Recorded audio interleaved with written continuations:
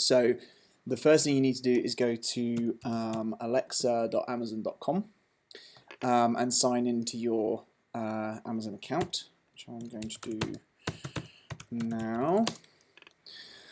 So what this does is actually gives you an example of the Amazon app on the web.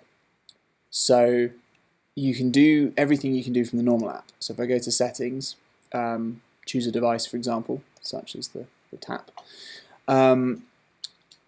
This is where I can put in stuff like device location. So the next thing you need to go and do, basically what we're going to do here, we're going to capture the message that goes from this web application back to the server. We're going to modify it with a new time zone and then resend it.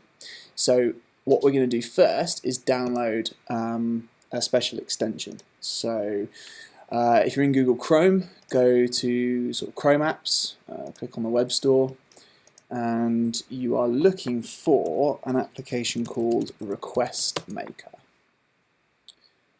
It is an extension, so it's this one here. I've already got it installed. As you can see up in this top corner, this envelope is Request Maker. Now, what Request Maker does is it's quite simple.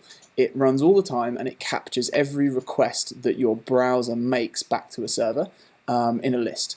So, for example, if I click on it on this page, I can see all of the HTTP requests that this page has made since it loaded. And at the moment that's only 2. I've had a GET and a POST. If I actually click on them, it opens the exact request that I can edit and resend, but we don't want to do that here. So once you've installed Request Maker, go back to the Amazon Alexa page and refresh it.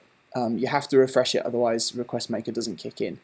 You'll know that it's worked because when you click on Request Maker, you'll have a long list of requests. If you don't see this, close Chrome and reopen it and reload this page, and you should start to see all of these requests coming through. So what we want to do now is clear the requests to make things a bit simpler, so you can identify which one's which. Click on the device location edit button and just save.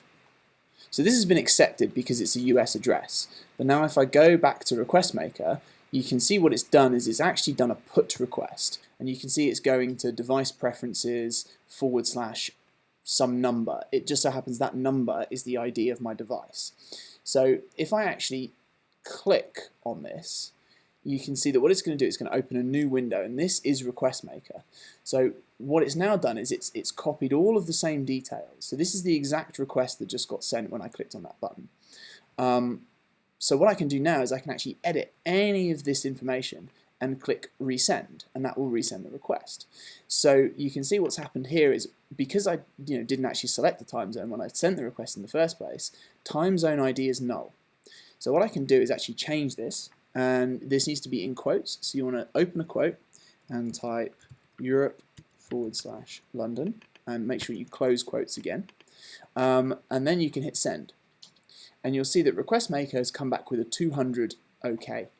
That means that the server has accepted what I just sent to it. So if I now go back to alexa.amazon.com, go back to settings, and back to my Echo, for example. Oh, it wasn't my Echo, sorry, it was my Echo Dot. Nothing's changed here because the app doesn't understand what I just did. I did it aside from the client, basically.